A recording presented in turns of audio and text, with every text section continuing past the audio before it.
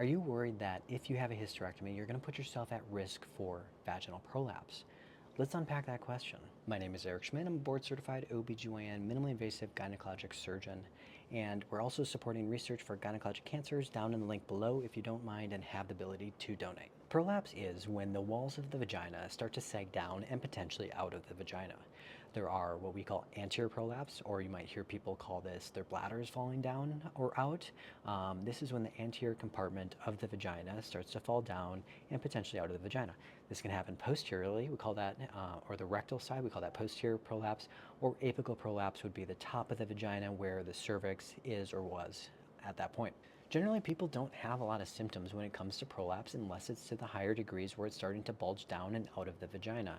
And prolapse itself necessarily isn't dangerous, but if it is significant enough, it can start to kink the tubes of the anterior bladder and the posterior rectum. So people might have to actually push their prolapse back in to use the bathroom.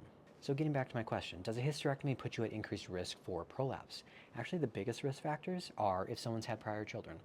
A little increased risk with vaginal over C-section, but that's the biggest risk factor. Also, the second biggest risk factor is age or menopause, are the two biggest factors. There can be other minor factors, which would be like obesity or increased always having pressure in the abdomen or stomach, so they're bearing down a lot, whether this is constipation, chronic cough, things like that.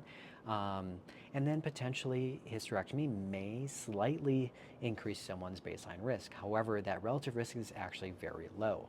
Now, some studies show that maybe it does increase that baseline risk.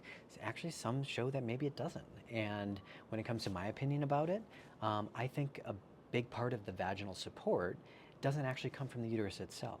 There are the uterosacral ligaments, which should be saved even during a total hysterectomy, and can be slightly brought together and suspended in a way that can hopefully decrease someone's risk. But the main part that's going to hold up the vagina is the integrity of the collagen and the tissues surrounding it.